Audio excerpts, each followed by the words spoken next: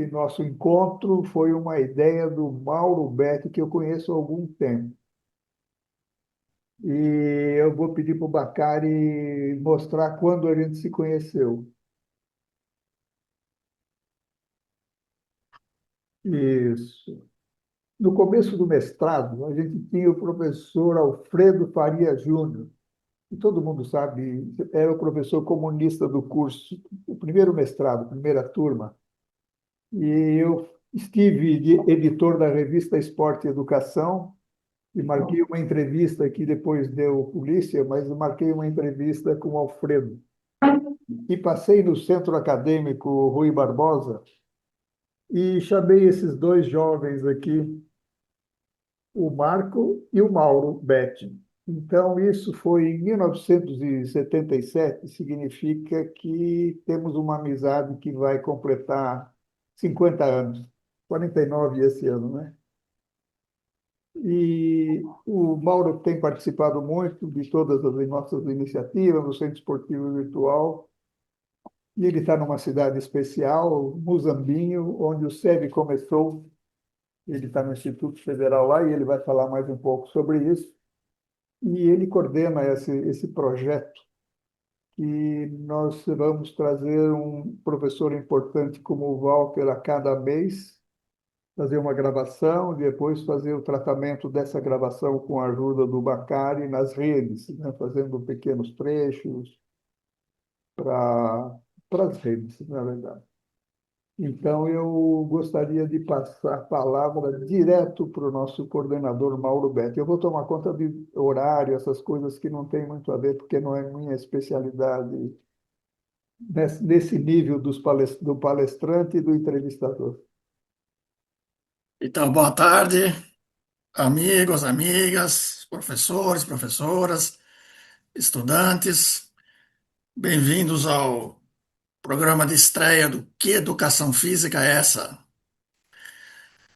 Para o qual temos um convidado muito querido, que é o professor Walter Roberto Correia, da USP. E complementando a história e o contexto do Laércio aí a respeito da foto que nos exibimos, vejam só as coincidências, não é, entre aspas, da vida. Tem algo que une a nós três, né, Mauro, Laércio e Walter, que é a educação física de Muzambinho, né, onde eu me encontro. O Laércio já disse, né, o Lucévio nasceu aqui, ele trabalhou aqui há muitos anos, fez iniciativas inéditas, né, progressistas para a época. Aliás, Laércio, não sei se você sabe, aquela carteira com vidro, onde você punha um monitor de computador, né, aquele monitor analógico antigo, né, que você chamava de sala de aprendizagem, né? Isso há décadas atrás, né? Ainda existem essas carteiras aqui, viu? Elas estão na sala de informática, na educação física, inclusive. A sala de informática do Instituto Federal do Sul de Minas fica na educação física, né? Embora agora o computador fique em cima, né? Mas a carteira, o resquício da história está lá. Eu sempre faço 10 projetos para dar certo um. Um foi essa sala de aprendizagem. E a propaganda da sala é que os computadores não atrapalhavam a conversa. As pessoas ficavam em volta das mesas e o computador ficava embaixo da mesa com um vidro. E assim era possível conversar, que isso era a Legal. antítese da sala dos computadores, que cada um ficava atrás do seu. Mas não consegui que permanecesse o nome sala de E isso aprendizagem. em que ano foi isso? Isso foi em 96, 96, dá 30 20 anos atrás. anos, 30, quase 20 anos. E o que 30, une o 30. Walter a nós é a participação dele no PROEF da Educação Física de Mozambinho, né, Walter? É professor, docente de disciplina, é orientador, é participante de banca, tem tido um papel importante aqui, né? Porque eu acho muito bom a gente ter gente de diversos lugares, né? Com diversas perspectivas de educação física, porque você areja as coisas, né? Não fica viciada, não fica aquele ar viciado na mesmice, né? Então, eu estou em Mozambique, né? Fisicamente e, vamos dizer assim, espiritualmente, nós nos conectamos aqui nas terras mineiras, né? Do melhor café do Brasil. Mas vamos lá. É, Walter, a ideia é uma conversa, né? Não é um programa de entrevista, não é um evento acadêmico, né? Então eu Isso. queria que a gente começasse, como se costuma dizer, vamos nos divertir um pouco. E eu queria começar essa diversão te perguntando: que Walter Correia é esse? Você está parecendo o programa o Provoca, pergunta o que é a vida, aquelas perguntas fáceis assim. Mas antes de mais nada, Mauro, Laércio, Fernando, muito obrigado aí pelo convite. Prazer estar aqui com vocês. É um privilégio estar conversando com professores experientes que eu, na época de estudante, de graduação, mas sobretudo de pós-graduação, tive acesso a vocês através das letras, né, dos textos e que me inspirou muito como professor. Aos que nos ouvem, né, meu abraço, tem gente querida aí que está nos acompanhando, alguns eu conheço, o senhor Daniel, o Fábio Oliveira, Luiz Carlos, né, a Mildred, o Pedro e os demais, uma boa tarde. E tentando responder uma pergunta, né, que eu agradeço, que Walter é esse? Eu vou falar desse Walter, talvez, que eu me percebo neste momento da minha vida, com 59 anos, quase aos 60. Olha, esse Walter, eu acho que ele chega aqui com uma ideia, assim, é uma pessoa que está procurando se renovar dentro da própria vida, aí tentando buscar formas de inspiração e, com pessoas e com ideias. É uma coisa que tenho feito aqui no limiar dos meus 60 anos próximos, em que procuro, de alguma forma, alimentar minha alma como algo necessário, né? Se eu pudesse pensar a vida entre primavera, verão, outono, inverno, eu me considero que eu estou no final do outono e adentrando o inverno, como um ciclo da vida. E exatamente por isso, entender a natureza da passagem do outono para o inverno na vida, seja ela do ponto de vista corporal, mas sobretudo do ponto de vista psíquico, e buscar fontes de inspiração. Então, esse Walter de hoje, entre outras coisas, foi procurar parcerias com outros colegas em Moçambique para poder ampliar um pouco o seu feixe de relacionamento com outros acadêmicos e professores, para tentar ter outras ideias.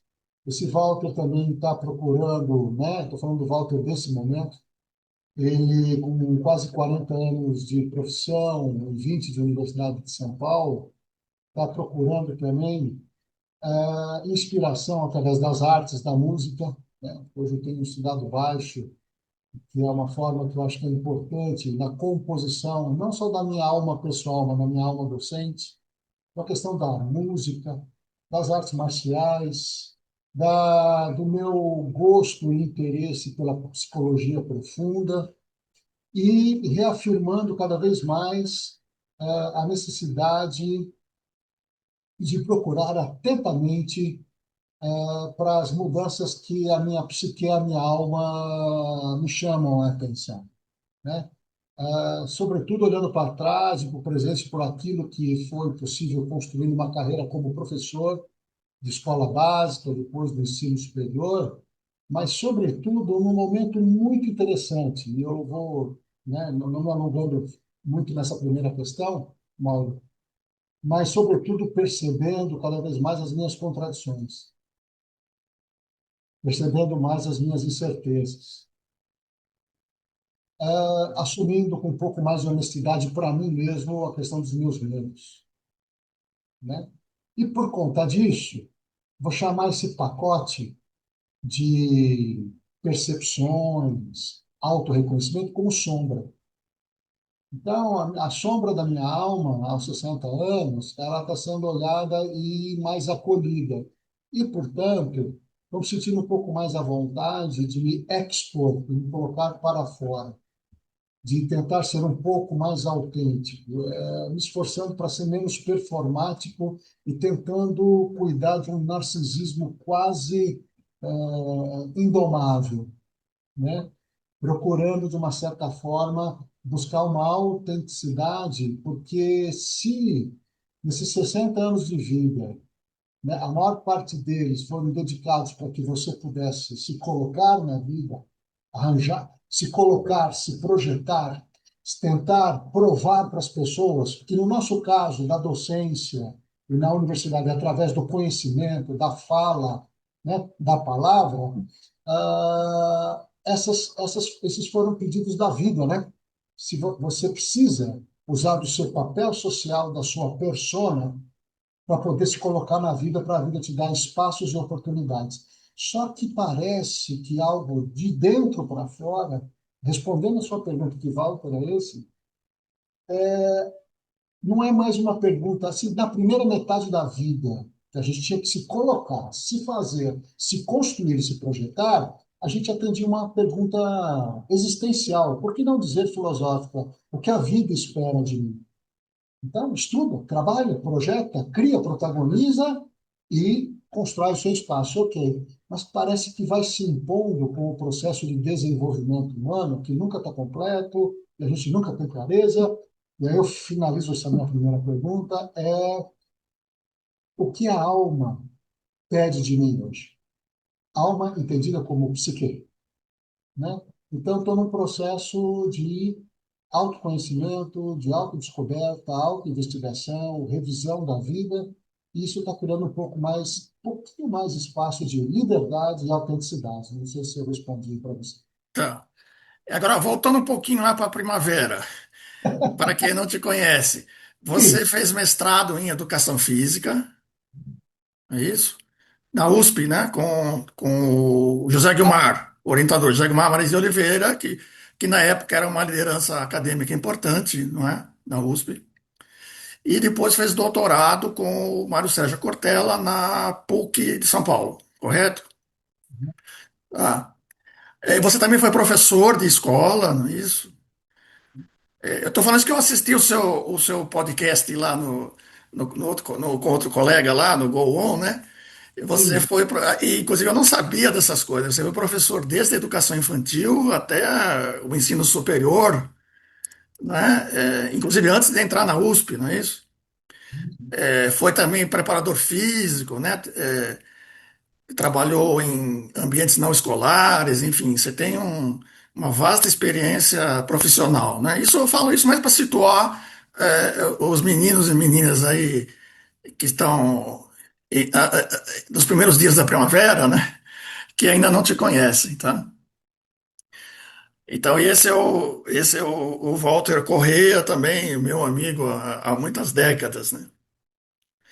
Então, Walter, a gente queria saber assim, hoje, né, nessa sua fase da vida aí, mais reflexiva, como você vê a formação profissional em educação física? Não sei, ampla, né? Você que tem uma experiência não só na escola, mas fora da escola, uma experiência de praticar esporte, não é isso? Artes marciais. Como você vê hoje, né? O que você acha? Que coisa tá rolando aí? olha, Mauro, acho que assim, obrigado pelas duas questões, tanto da primavera quanto a minha visão sobre a formação profissional, né?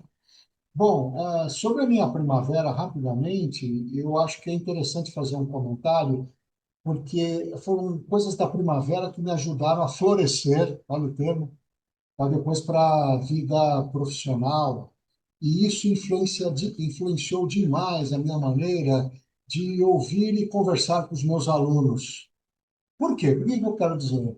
A primavera tem uma força, vamos entender primavera como juventude, né?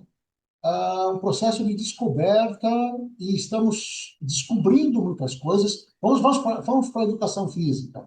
Vamos fazer faculdade. com 20 e poucos anos. Isso aconteceu nos anos 80, que é um contexto lá, né? E ali, jovem, dentro da área de educação física e, de uma certa forma, ávido por aprender o que existe na educação física e, de uma certa forma, querendo já achar um palco para chamar de seu, um trabalho e tal. Eu tive uma dificuldade enorme de conseguir trabalho nos meus 3 primeiros meses de formado. Fiquei desempregado durante os 3 meses. Isso me marcou de tal forma que eu sempre me preocupei em ter mais de uma alternativa de trabalho.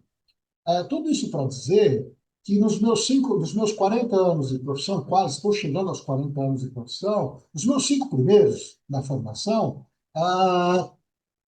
eu passei 3, 4 meses desempregados e depois começou um movimento de ter, fazendo relações com pessoas, perguntando, checando onde tem oportunidade de trabalho. Eu entrei de 1988 até agora, nunca mais me faltou oportunidade de trabalho, mas naquela ocasião, final dos anos 80, início dos anos 90, eu tinha uma preocupação em trabalhar, em ter oportunidade de trabalho e também minha curiosidade, meu desejo, ele estava com uma certa abertura, tudo me parecia legal. Tudo isso para dizer, Mauro, que nos meus 5 primeiros anos eu trabalhei com educação física escolar, iniciação esportiva em escolinha de futebol, condicionamento físico em academia, aula de natação, recreação e acampamento, condicionamento físico para cardiopata, ou seja, eu trabalhava de segunda a segunda, depois desse período.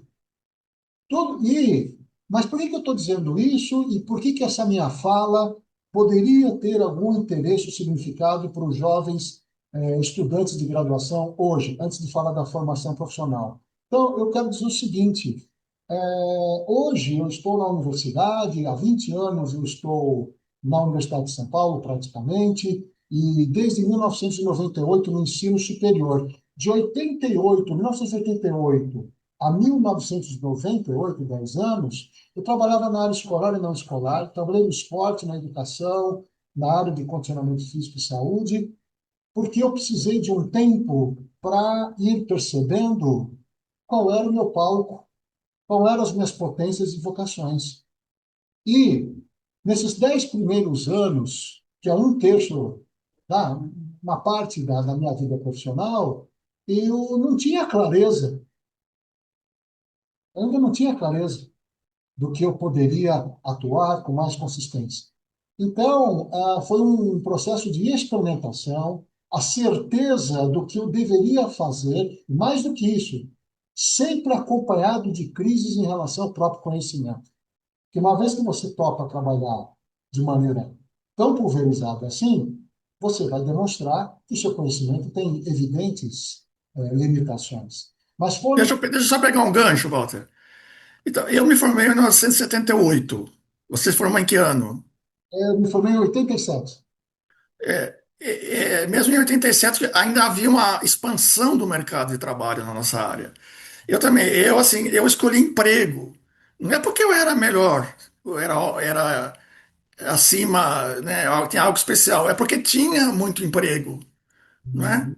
Uhum. O que talvez hoje, talvez pelo grande volume de cursos de educação física que se abriram desde então, é um mercado muito mais difícil. E, nós nos formamos na época em que era a chamada licenciatura plena, né? Embora é um termo que o pessoal, quem entende do assunto, diz que não é o termo correto, mas. E hoje nós temos uma especialização, digamos assim, logo inicial, que é licenciatura ou bacharelado, né? O que você acha dessa divisão? Você acha que ela faz sentido, ou não? Você concorda ou não? Olha, então, assim, voltando à questão que você tinha me colocado, né? Por conta dessas experiências que tive, pulverizadas, numa busca de uma formação mais consistente, por uma ação profissional mais consistente, isso forma um pouco meu olhar sobre a formação profissional, né?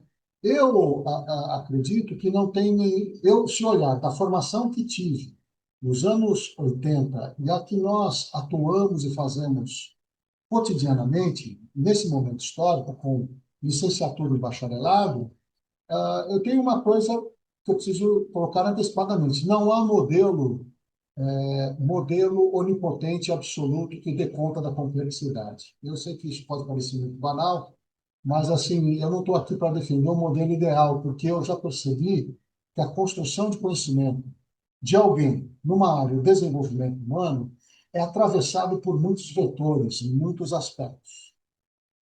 Agora, quando eu pego a maneira como se formou em educação física ao longo de todo o século, do século XX e começo do século XXI, eu acho que, entre perdas e ganhos, nós tivemos alguns ganhos evidentes.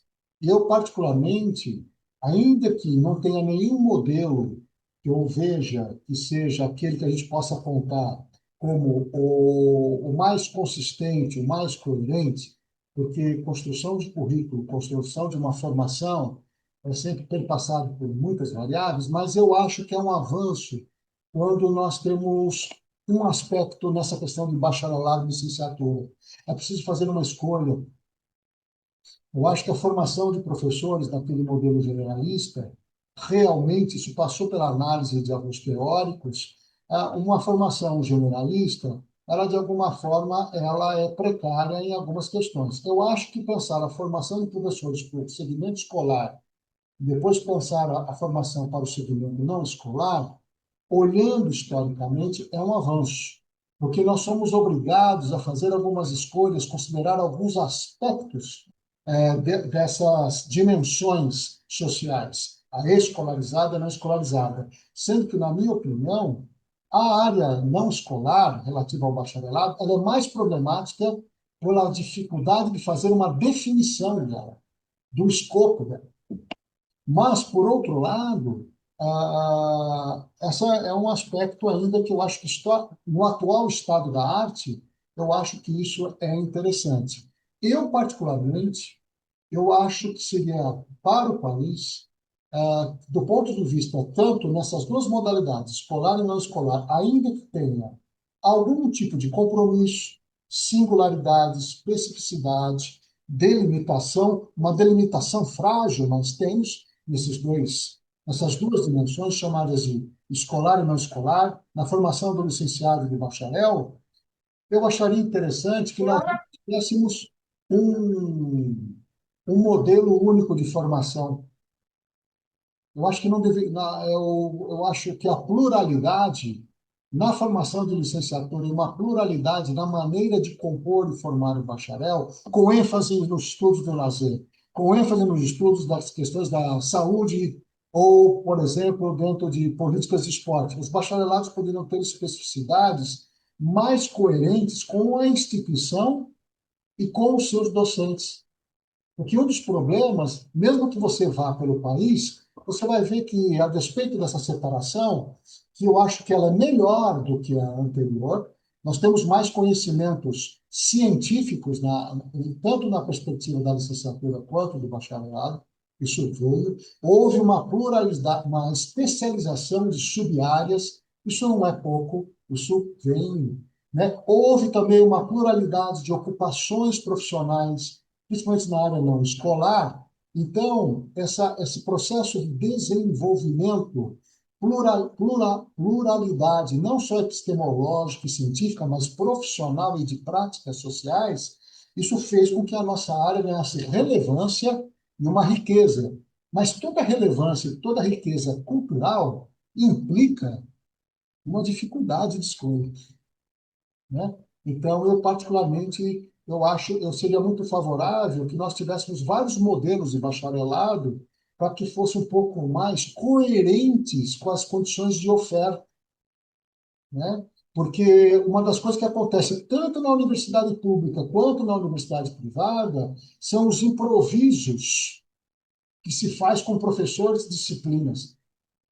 Dito de outro modo, o que eu quero pesquisar não é o que eu quero ensinar, ou não é o que eu tenho de oferta de aula. E eu pego a oferta de aula para compor meu salário. E aí eu começo a fazer camadas de improvisações e deslegitimações.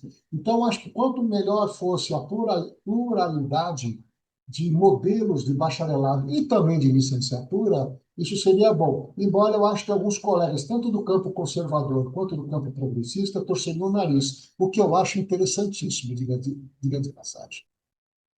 Eu estou de acordo. Eu acho que o bacharelado, na verdade, é muito mais problemático para você delinear uma proposta coerente.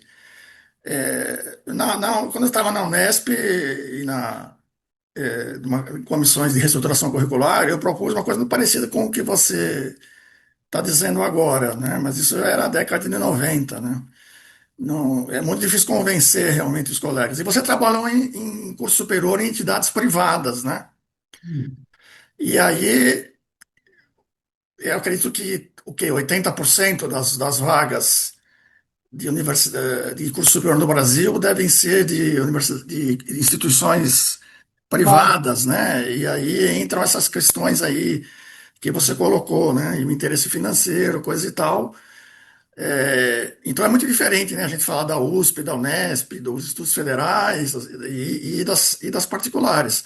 Agora, mas nessa lógica, quer dizer, a licenciatura, por ela já, por definição, já ser algo voltado para uma especialização, que é a área escolar, ela deveria ter tido avanços. Ela teve avanços? Você acha que houve avanços na licenciatura? eu acho que sim. Desde a formação genérica para o bacharelado e licenciado, não me desviando da pergunta de você, eu vou chegar ao ponto. Quantitativamente, vamos pegar, você pegar alguns marcos de comparação. Vamos pegar os últimos anos do século XX, anos 80, 90, até o comecinho dos anos 90. Veja, a carga horária pode ser inútil, mas houve um acréscimo significativo na carga horária, houve uma pluralidade de conhecimentos nas dimensões socioculturais, biodinâmicas, técnicas, conhecimento científico, mais tempo de estágios, abordagens teóricas e um mercado que se expandiu também, eu acho, em termos de pluralidade. É um mercado maior e é um mercado também mais plural para a educação física. Então, eu acho que houve mudanças importantes, quantitativas e qualitativas no mercado de trabalho. Não estou dizendo que ele é ideal, e não estou falando que ele não seja contraditório com problemas.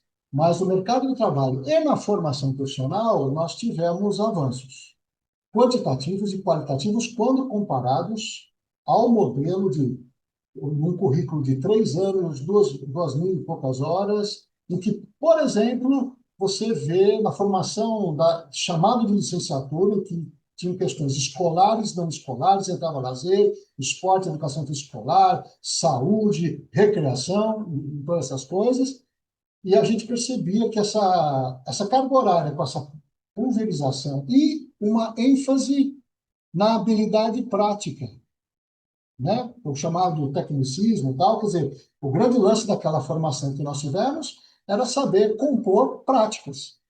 Inclusive, isso era um item de avaliação nos cursos que nós fizemos nos anos 80.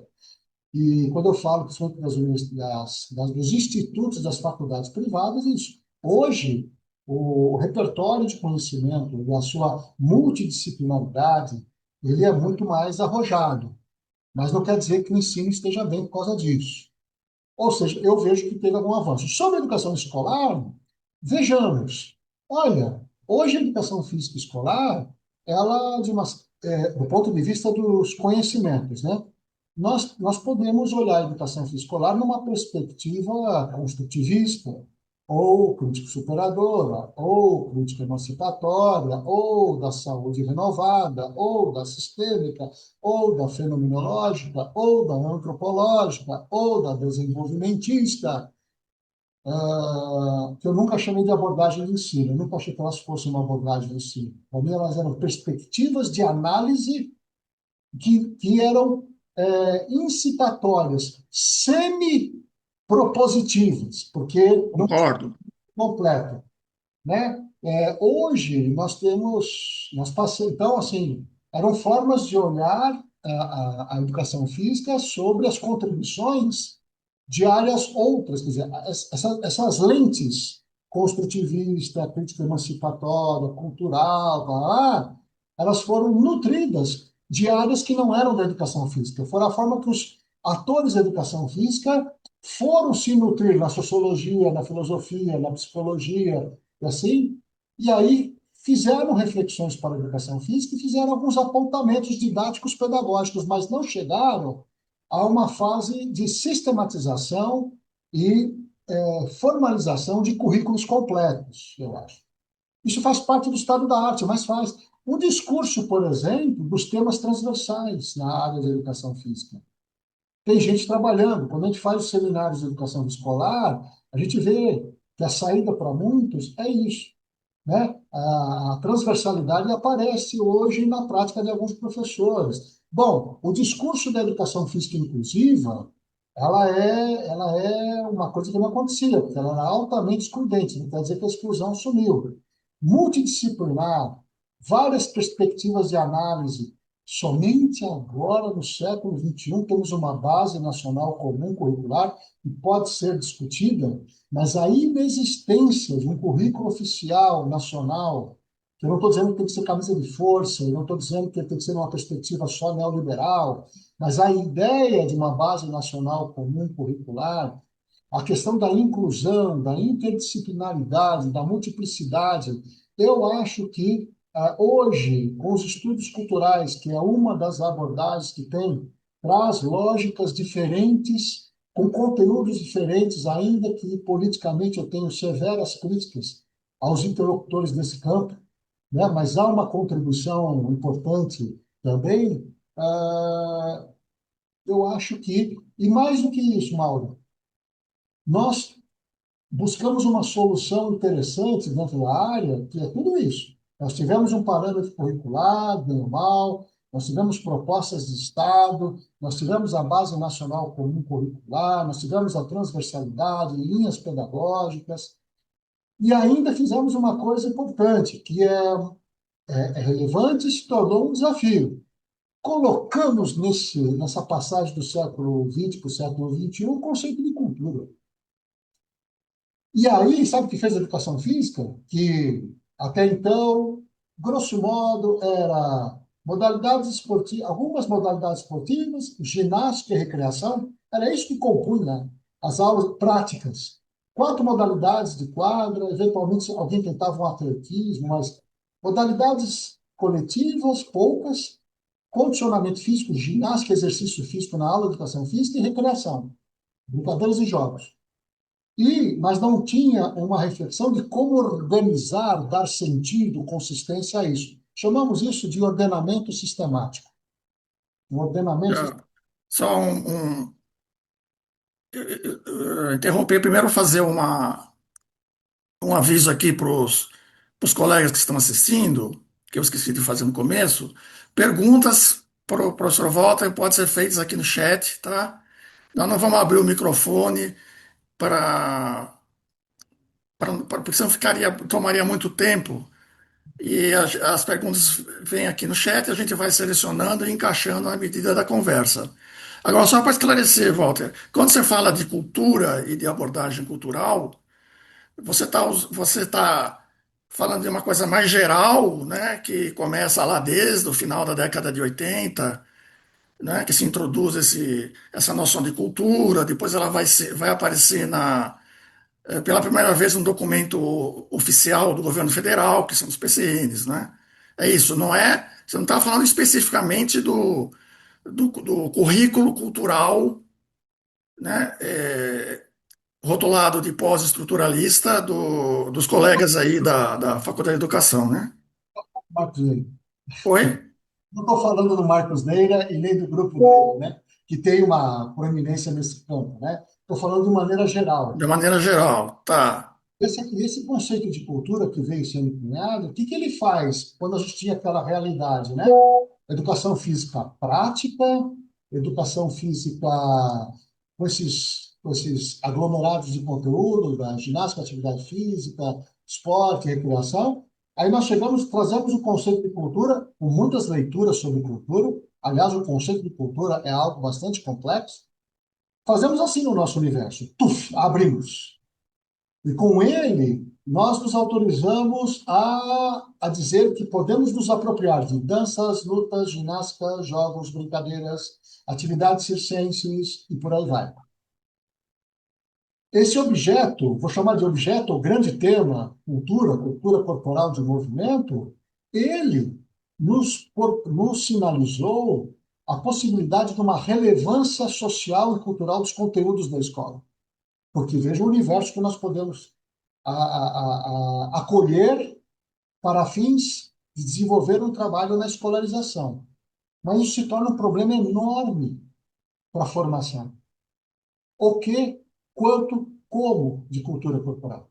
Então aí vamos avançar um pouquinho, nós já temos 40 minutos aqui rodando. Onde é que entra a didática, né? Didática entra aí, né? Você tem insistido muito na questão da didática, que parece uma coisa que foi um pouco abandonada. Como você vê a questão da didática? Eu já emendo uma outra que está aqui na minha listinha, que é, você tem uma experiência de artes marciais como praticante e não sei se também como docente, né? Como mestre, como... é, artes marciais te trouxe alguma coisa por ensino da educação física, ela nos inspira para alguma coisa? Por que eu pergunto isso? Porque minha filha faz dança, balé especificamente, balé clássico, desde, sei lá, acho que 7 anos. E a gente percebe que eles têm uma didática, uma pedagogia que é muito antiga, né, secular, tradicional, mas que consegue capturar, né? Consegue capturar, consegue motivar, consegue dar progressividade, metas para quem participa dessa prática. Então, essas são as duas coisas. Como você vê, onde é que entra a didática, como é que está a didática, e onde a didática da educação física pode buscar novos elementos, Uhum. não é? Inclusive, já pegando aqui, fazendo um gancho com a pergunta do Luiz aqui, inclusive no universo digital, né? Como é que fica aí isso na educação física com IA, games, né? Rede social, internet, etc. Bom, vai me ajudando a recuperar acho que foram três questões. E me ajuda depois a recuperar, mas a primeira, Isso, eu acho que é o seguinte, a polifonia e a polissemia, múltiplas vozes, falas e múltiplos sentidos e significados atribuídos à educação física, diferentes linhas, abordagens, tal, ela representa o próprio quadro de evolução da área. O conceito de cultura foi uma tentativa de ampliar os limites e possibilidades desse componente curricular. Há um componente no currículo, aliás, uma disciplina que vem desde o século XIX e vem se tornando disciplinar, depois componente curricular, e todo componente comporta algo. Olha, é um dos componentes curriculares mais tradicionais da história da educação brasileira. Por mais que nós tenhamos, né, então ele passou por diferentes momentos históricos, governos e influências políticas. Algo tem a ver nesse componente que mostra alguma eficácia e algum sentido social para perdurar tanto tempo. Outros componentes curriculares saíram fora da própria história recente da educação como um todo. Então, esse é o estado, né, da arte, da nossa área, que está em desenvolvimento com essa polifonia, com a polissemia, esses múltiplos entendimentos, significados atribuídos. Se isso, por exemplo, é fruto da riqueza do debate e dos interlocutores da área, isso contraditoriamente, se torna um problema para as políticas públicas, na minha opinião, no sentido de que o consenso é muito fragilizado sobre o que ensinar, como ensinar, tal. E o currículo é um campo de disputa entre grupos sociais, disciplinares, em busca de espaço, legitimação, emprego, trabalho, hora-aula, disciplina na escola. Então, são redes.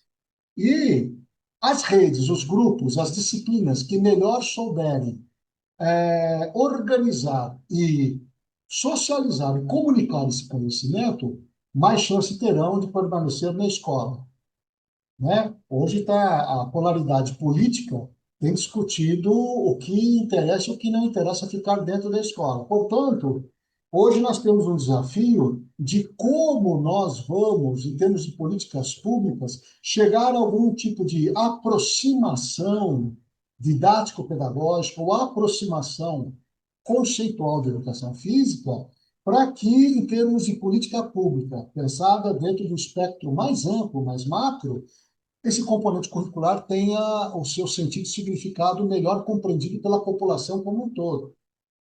E isso não é um desafio só da educação física, né? Então, e a didática que tem a ver com isso? É que a didática foi objeto, principalmente no processo de transição democrática dos anos 80, dos anos 90, ah, bom, fim de ditadura militar, governo democrático, obviamente precisamos de uma escola democrática. E aí vamos refletir criticamente sobre o que tem dentro dessa escola que não era democrática. A didática fez parte, foi um objeto de questionamento, porque era chamada de didática tecnicista, estava preocupada com técnicas de ensino, planejamento de ensino, numa educação muito conservadora e tradicional, conteudista, portanto, não adequada para o povo brasileiro, e tinha o problema da evasão escolar, que na verdade era expulsão, tanto que a Maria Helena Patos escreveu uma obra, um clássico, chamado A Produção do Fracasso Escolar, naquela época, né, Luciano? Então, tudo isso para dizer que a didática ela foi muito criticada no final dos anos 80, início dos anos 90, no momento de abertura democrática, de rever a educação, rever as ciências da educação, e lá estava a didática, e ela foi e falou, ela é tecnicista, se preocupa só com planejamento de ensino, tecnologia de ensino, técnicas de ensino, e não tem um ensino crítico. Foi aquele contexto.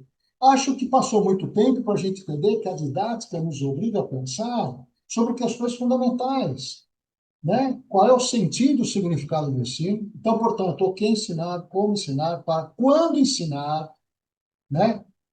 E essas questões são clássicas. E, e quando você se aprofunda nessas questões, você começa a ver uma teia de relações que compõem. E eu acho que a prática dos professores hoje, a maneira como eles compõem o seu fazer pedagógico, é de absoluto interesse desse ramo da educação, sub-área da pedagogia, chamada didática, né? Então, eu acho que ela, por conta da sua natureza, dessas perguntas fundantes que ela tem, ela nos permite questionar o óbvio, o que está posto, inclusive o senso comum sobre educação física escolar dentro da própria academia, dentro da própria universidade, né? Então, eu acho que ela tem um lugar importante porque ela interpõe essas questões fundamentais, né? E eu acho que é porque é na hora que eu exercito com clareza o porquê ensinar, finalidade, o que ensinar o conteúdo, como a estratégia, quando, em que série.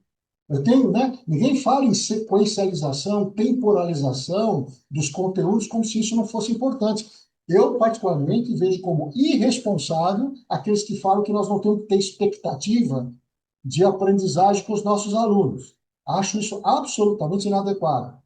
Eu acho que esse tipo é mais modismo pedagógico do que consistência epistemológica.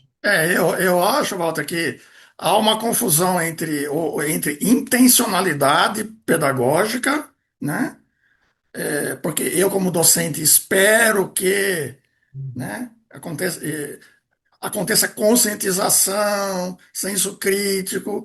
Outra coisa é a aprendizagem efetiva, né? O que realmente eu consegui produzir em termos de aprendizagem.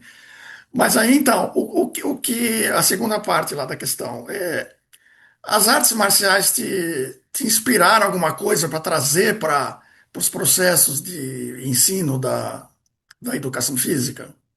Olha, Mauro, sim, elas me marcaram, especialmente as artes que fiz, que foi Aikido e um estilo de Kung Fu chamado Wing Chun Kung Fu. Wing Chun é o nome de uma mulher que há mais de 350 anos no sul da China construiu um sistema de Kung Fu. Tudo isso para dizer é o seguinte: primeiro que as artes marciais, lutas ou modalidades esportivas de combate, e há um bom debate sobre isso, elas não são iguais. Elas não se pautam pelos mesmos princípios éticos, filosóficos, técnicos, tal. A diversidade está lá também. Então, quando a gente olha o pacote das artes marciais, a educação física quis se apropriar recentemente desse universo, como se quis se aproximar, se apropriar das danças, das atividades rítmicas, como das atividades circenses, cautela, né? Porque a gente, numa sociedade liberal de competição, a gente acaba querendo assimilar para nós manifestações culturais que já existiam antes essa chamada educação física moderna, né? Então, tem uma coisa assim. As artes marciais não representam um universo uniforme, é um espectro de práticas que tem algumas coisas em comum entre elas. Primeiro, a corporeidade, a motricidade humana e a questão do conflito, do confronto. E ela pega e faz métodos e uma linguagem sobre isso. Portanto, ela lida com questões arquetípicas, aí já é um viés meu, muito profundas, né? Da questão da guerra, do combate, viver, sobreviver e coisas que o valha, né? O que eu posso te dizer é que nessa experiência com as artes marciais que eu pratiquei, que teve muita singularidade, eu não tenho condições de explicar aqui, é que elas me apontaram, as duas que eu fiz, o Aikido, que é uma arte japonesa, e o Kung Fu, que é um universo muito grande, mas nesse estilo, né? É que elas me apontaram, ficou muito nítido que elas tinham uma preocupação com o desenvolvimento humano. Elas tinham princípios, uma orientação, uma singularidade com a questão do desenvolvimento humano dentro do seu espectro cultural.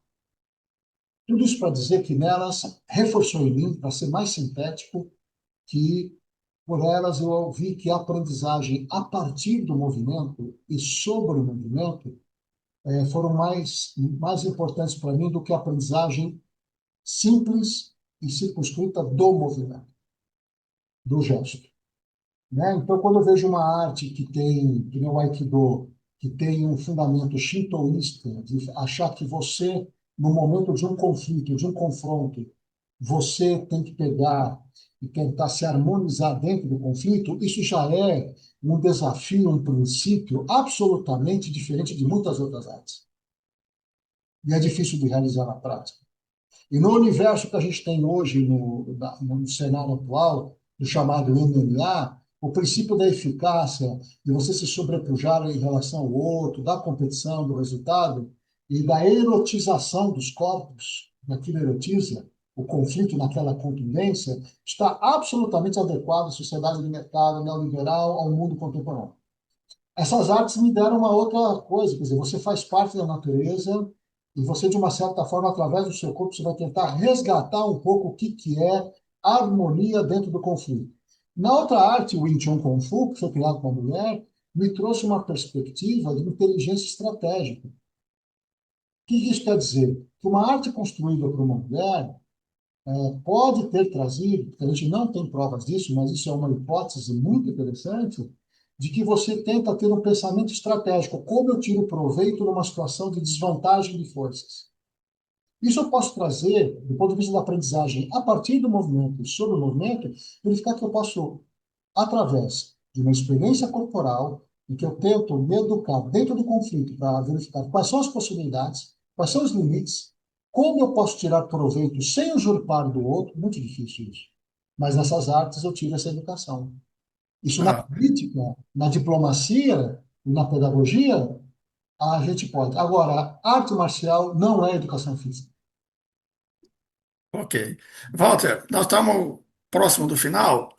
Eu não podia deixar Luiz, infelizmente vou ter que sacrificar a sua pergunta aí, porque eu queria que o Walter falasse um pouco do Paulo Freire, né, rapidamente, porque Paulo Freire, assim, é um pouco a bola da vez, vamos dizer assim, no sentido de ser muito citado, né? E às vezes me parece citado assim com frases recortadas, né? Com chavões para produzir impacto, embora tenhamos pesquisadores, colegas no mundo acadêmico universitário muito bons, né? Que dominam, né? O Paulo Freire realmente. E eu lembro daquela conversa que nós tivemos na padaria aqui de Mozambique, né? que você falou um pouco do pessimismo pedagógico, né? Você podia rapidamente relembrar para mim e compartilhar com os colegas aqui Olha, a ideia do que falta um pouco de pessimismo pedagógico? olha, eu vou tentar ser breve, né? Primeiro sobre Paulo Freire, eu acho que assim, a história de Paulo Freire na educação não brasileira mundial está consolidada. É um fato. E, embora os reacionários tentaram decompô-lo de maneira ultrajante, mas a partir da sua ignorância, né?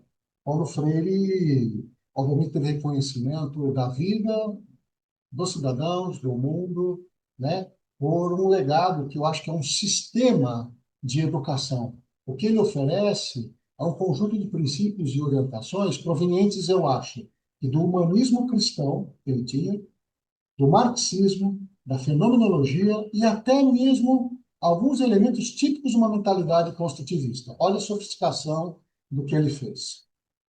Segundo, é um arcabouço, é um sistema de pressupostos e princípios, não só dessas fontes teóricas, mas de uma experiência vivida dentro da dinâmica social. Isso dá mais corpo às obras de Paulo Freire. Paulo Freire nunca foi um sectário, e a gente vê algumas pessoas usando ah, trechos e elementos retirados pretensamente de Paulo Freire para configurar o seu sectarismo. Acho que a apropriação de Paulo Freire tem se dado de uma maneira muito ingênua e precária em muitos contextos do mundo acadêmico, do mundo educacional, e muitas vezes se faz isso para legitimar um status dentro da academia ou dentro da escola. Falar em Paulo Freire é da Ibope. E eu acho que se você for a fundo e tentar entender o sistema freiriano de pensamento, você vai ter que ter pelo menos cautela e humildade pedagógica para falar em nome dele. Acho que essa é a primeira coisa e vejo isso com preocupação no âmbito da educação física, inclusive no próprio PROEF. A maneira como nós estamos nos apropriando do arcabouço freiriano. Para mim, o único freudiano foi Freud. O único junguiano foi Jung. O único marxista, para mim, é Marx. E o único freiriano é Paulo Freire. Perfeito, já respondeu. E a outra, Retornando agora nós estamos esgotando o tempo. A primeira pergunta que eu te fiz, né, que Walter Correa é esse, eu estou sabendo que você é palmeirense, né? Não sei se em que nível de, de fanatismo, vamos dizer assim, né?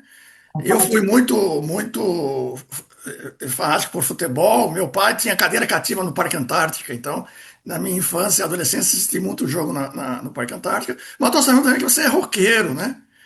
não, não, Que você toca uma guitarra, canta aí os rock legal. Vamos conseguir fazer aquela surpresa para os nossos ouvintes aqui? eu não sei se o som vai ficar bom. Eu tocando aqui, colocando um playback. Não, vamos tentar. Aqui é todo mundo amador, viu? Nós somos amadores aqui. Eu não É um postcad amador, né? Postcad online amador. Então vamos tentar, vamos ver o que sai. tentar Né? mesmo. Então, eu posso tentar, assim. Deixa eu ver aqui, peraí. Estou entrando no YouTube, uma música fácil. Aí eu não sei se o som fica bom. Então eu faço só 5 segundos para poupar as pessoas, né? E eu 5 também, segundos? Não, 5 minutos, né? 5 segundos só para não falar que é mentira. Eu estudo baixo e eu gosto, não sei se vocês estão me vendo aí, e eu gosto de disco music, funk, funk, soul, black music, mas sobretudo as músicas dos anos 70.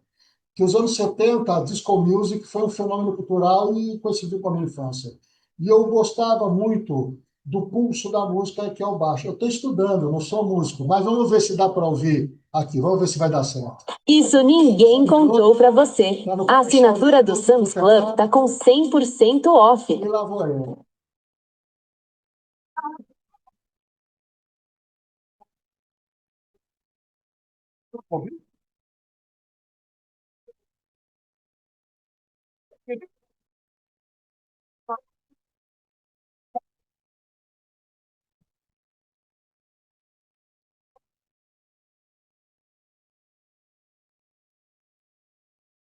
Não estamos ouvindo, Walter. Alguém está ouvindo?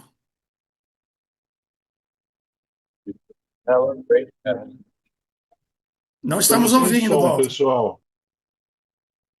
Não estamos ouvindo.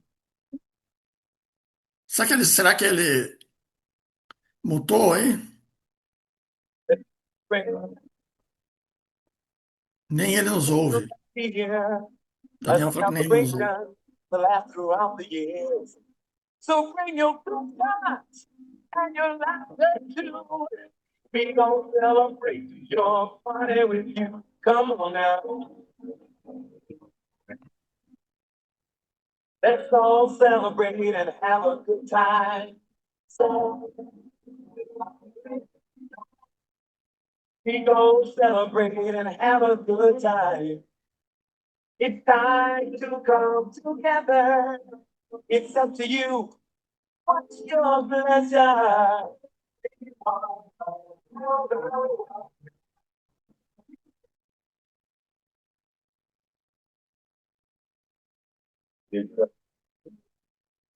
Acho que não sei se deu para ouvir muito, mas. É, valeu. Cadê vocês? Oi. Sumiu aí? Vocês sumiram, mas se vocês estão dizendo, está tudo bem. A música tem feito parte, né, do meu processo aí de desenvolvimento. Agora, sim, me permite, Mauro, fazer só uma espécie de um comentário conclusivo, pode ser? Sim, claro. Eu pedi isso para você, para a gente concluir com uma fala sua. Legal. Perguntar para o Laércio também se ele tem algum comentário. Ah, como a história começou com Muzambinho, eu pedi para o Bacari procurar a sala de Muzambinho para mostrar para o pessoal. Acho que seria um bom fim de tarde. Eu posso só concluir a. Então conclui enquanto o Bacari procura lá. Então, Mauro, o que eu tenho percebido, assim, é uma coisa importante, que depois de nós estamos aí num ciclo da vida como educadores, né? E essa jornada não começou ontem, já faz algum tempo. E eu acho que as pessoas que nos ouvem, tal, são pessoas interessadas não só pela educação física escolar, mas pela educação e por ciência, né? E tenho visto uma que, a despeito de todas as contradições, né, precariedades do sistema educacional, de como nós ainda temos um sistema vacilante de educação, mas acho que mais hoje do que no passado recente se justifica o nosso trabalho, o nosso investimento, o nosso apreço por conhecimento e cultura. E nós temos os instrumentos em mãos para poder colocar isso à disposição das pessoas, né? Eu vejo que dentro e fora da escola e dentro e fora da universidade, me parece que há um movimento de renúncia ao pensamento, renúncia ao debate e renúncia ao diálogo crítico. E eu acho que o nosso papel ali, dentro desses cenários, seja escola, seja academia, ou seja através dos meios digitais, através da tecnologia, reiterar a importância do pensamento alargado, da cultura elaborada, do conhecimento científico, da arte, da literatura, que estudar e trabalhar, ainda que muitas pessoas nesse país não tenham as mesmas condições para estudar e trabalhar, estudar, trabalhar e amar valem a pena. Nós estamos vendo processos de cancelamento do pensamento divergente, da diferença do pensar dentro da universidade, dentro da educação física. Para não pensar numa esfera mais macro, mas dentro do nosso mundinho da educação física, dentro da universidade, dentro do ProF, onde está cabendo a pluralidade, o direito de pensar, escrever, falar e propor de forma distinta, singular. Então, eu acho que essa questão do nosso apreço pela cultura, pela arte, olha a contradição. Quando nós falamos, né, que tivemos a nossa formação nos anos 80 do século passado, atravessamos aí 4 décadas, 5 décadas trabalhando, vimos algumas melhoras, incrementos na área. Agora veja, Mauro, há uma contradição tão grande. Nunca nós tivemos tanto conhecimento produzido que justifica o movimentar-se humano em diversas frentes, por diversas razões, com possibilidades de benefícios que são incontestes, que são postos na sociedade cotidianamente, nos meios de comunicação.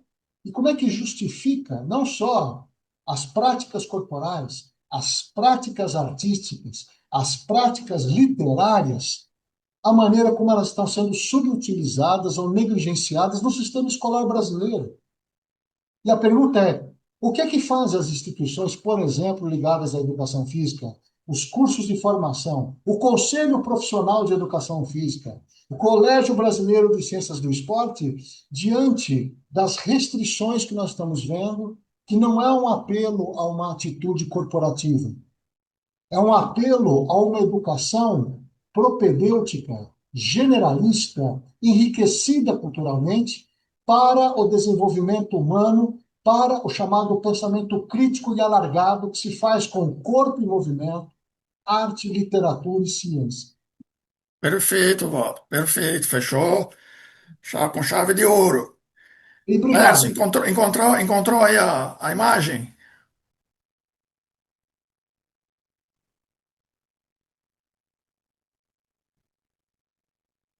Aí, ó. O monitor, né? Embaixo da carteira. Sensacional, né? Mas eu tenho a impressão que nós regredimos, viu, Lércio? E aí isso era um ambiente de socialização, né? Pelo que você explicou. Sim, sim. É, tirar o computador da frente, né? Muito bom, muito Só bom. como recurso.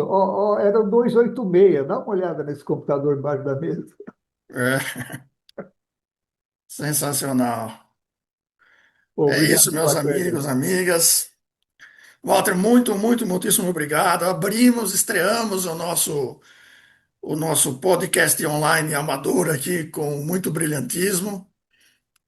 E exatamente a sua fala final é exatamente o nosso propósito, abrir um espaço de debate plural, né? Não vamos convidar só pessoas com quem eu ou Laércio concordamos, ou somos amigos, ou temos afinidades políticas, ideológicas, epistemológicas. Não, nós vamos abrir para todo mundo, né? Um debate civilizado, franco, que eu acho que não, o mundo acadêmico universitário não está proporcionando isso, né? Como você mesmo colocou aí. Então, muito obrigado. Em alguns dias, não sei exatamente quantos, mas não vai demorar muito, este episódio estará postado no canal do YouTube, nosso canal próprio, que Educação Física é essa, né? E aí eu peço que os colegas divulguem, né? A princípio será mensal, então em abril teremos aí um novo convidado. Muito obrigado. Registro também agradecimento ao Chão da Quadra, né? Essa iniciativa maravilhosa do nosso querido amigo Francisco Finardi,